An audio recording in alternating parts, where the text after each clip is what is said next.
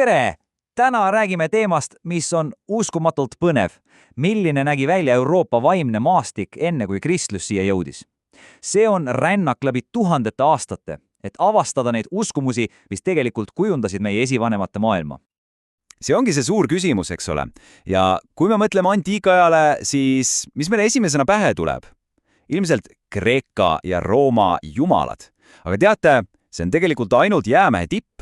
Ainult pisike osa palju sügavamast ja palju iidsemast loost. Tegelikult on see lugu paganikust Euroopast palju kihilisem ja keerulisem. See ei ole lihtsalt lugu Zeusist ja Jupiterist kuskil Olümpose mäel pidutsemas. Ei, see on lugu, mis on peidetud sügavale meie kultuuri, meie keelde, isegi meie pühapaikade alla. Olgu, lähme siis süvitsi. Et eelkristlikust Euroopast päriselt aru saada, peame ne vaatama kaugemale nendest tuttavatest nimedest. Me peame minema ajas tagasi, palju kaugemale kui klassikaline antiikaeg. Mõelge sellest nagu arheoloogilisest kaevamisest. Ainult, et me ei kaeva mulda, vaid ideid ja uskumusi. Ja iga kiht, mille me eemaldame, paljastab midagi täiesti uut ja ootamatut Euroopa vaimse pärandi kohta. Lähme kohe kõige sügavamale kihile. Me räägime ajast, mis algas umbes 10 000 aastat enne Kristust, kui Euroopasse jõudis põllu harimine. Ja see revolutsioon, see muutis absoluutselt kõike. Mitte ainult seda, mida inimesed elasid, vaid ka seda, mida nad uskusid. See ongi Euroopa vaimsuse kõige iidsem fundament. Ja see tsitaat siin võtab selle kõik ideaalselt kokku. Kesksel kohal oli Jumalanna, keda kummardati tegelikult Indusest Atlantini. Suur ema, maa ise. Tema oli eluandja ja hoidja. Mõelge korraks järele. Kui sa oled põlluharija, mis on sinu jaoks kõige olulisem? See on tsükeleks, külvamine, kasvamine, saagikoristus ja siis surm, millele järgneb kevadel uus elu. Ja suur ema kehastaski täpselt seda kõike. Ta polnud kuskil kaugel taevas, ei, ta oli siinsamas selles viljakas pinnases. Ja see pulli sümbol, see oli tema kaaslane, see mehelik viljastav jõud selles igaveses ringkäigus. Okei. Kerime nüüd ajas edasi pronksi aega, umbes 3. ja 2. aastatuhandesse enne Kristust. Ja sel ajal hakkasid üle Euroopa levima uued rahvad, me tunneme neid kui indoeurooplasi. Ja nemad tõid endaga kaasa täiesti teistsuguse maailmapildi ja uued jumalad. Ja see muutus oli totaalne. Kui varem oli fookus maaga seotud viljakusele, tsükline ja naiselik, siis nüüd tuli asemele midagi täiesti vastupidist, mehelik, taevane, sõdalaslik maailmavaade. Maajumalannade asemel tulid võimule taevajumalad ja tihtipeale olid need äikese ja sõjajumalad. Üks parimaid näiteid sellest uuest fookusest on päikesekultus. Vaadake näiteks seda kuulsat Trundholmi päikesevankrit, mis leiti Taanist. See on ju ideaalne sümbol.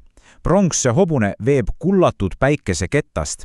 See on uus, dünaamiline päikesele orienteeritud usk, mis hakkas nüüd Euroopas domineerima.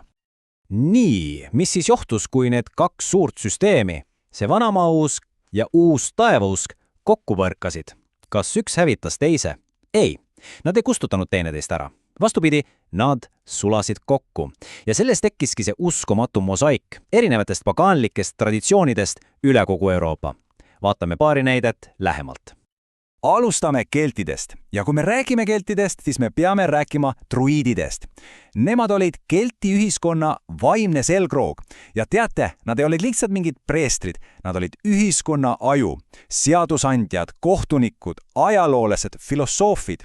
Nende võim oli nii suur, et isegi kuningas pidi koosolekul ootama, kuni druid on oma sõna öelnud. Ja see tsitaat siin, see annab aimu, kui sügav nende maailmavaade tegelikult oli. Nende jaoks ei olnud elu ja surm või valgus ja pimedus vastandid. Need olid ühe ja sama mündi 2 külge, mis olid pidevas muutumises ja üksteiseks transformeerumises.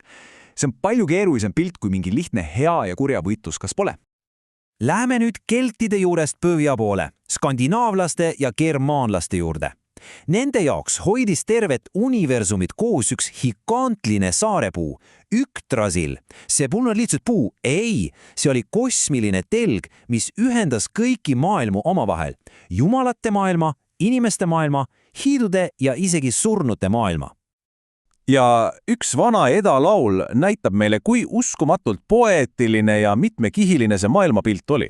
Sealt selgub, et isegi nii tavalistel asjadel nagu maa ja taevas olid erinevate olendite jaoks täiesti erinevad iseloomulikud nimed. Mida see meil ütleb? See ütleb, et nende jaoks polnud olemas ühte ja ainsat objektiivset reaalsust. Oli mitu reaalsust, mis eksisteerisid kõik korraga. Ja nüüd see suur küsimus. Kuhu see kõik siis kadus? Kristus tuli peale ja kõik. Tegelikult on vastus see, et see ei kadunudki päriselt. See maailm elab edasi, peidetuna meie endi kultuuri ja traditsioonidesse. Ja siin ongi asja point. Kristlus ei tulnud kohale ja ei pühkinud lauda puhtaks. Pigem toimus protsess, mida kutsutakse sünkretismiks. See tähendab vanade ja uute uskumuste segunemist. Sisuliselt ehitati uus usk vana vundamendile. Vaatame ühte täiesti geniaalset näidet. Mont Saint-Michel Prantsusmaal. See oli algselt püha mägi, mis oli pühendatud Kelti päikese jumalale Belenosele. Kui kristlus saabus, kas see koht hüljati? Muidugi mitte. See pühendati lihtsalt ümber. Uueks patrooniks sai peaangel Mikael, kes on samuti seotud valguse ja taevaste jõududega. Näete, sama koht, uus nimi, aga see aluseks oleva energia, see jäi samaks. Ja seised näiteid on lihtsalt igal pool. Neitsi Maarja pühamuud. Need asuvad tihtipeale vanades allikakohtades, mis olid kunagi pühendatud emakesele maale.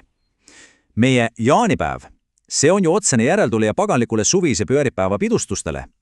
Ja isegi need jõuludekoratsioonid, puuvõõrik, astelpöösas, need on jäänukid druiidide pühadest taimedest. See iidne maailm on sõna otseses mõttes kõikjal meie ümber, kui me vaid oskame vaadata. Ja lõpetuseks jätan teile ühe mõtte. Legend räägib, et kui kristlus võimust võttis, siis Delfi oraagli viimane preestrine ennustas, et ühel päeval naaseb Apollon ja see naasemine on jäädav. Ja kui me vaatame tänapäeva maailma, kus inimesed otsivad aina rohkem sügavamaid sidemeid looduse ja oma pärandiga, siis tekib küsimus, kas me oleme juba tunnistajaks selle iidse vaimsuse tagasitulekule, kas see päev on juba alanud? Mõelge sellele. Aitäh, et kaasa mõtlesite!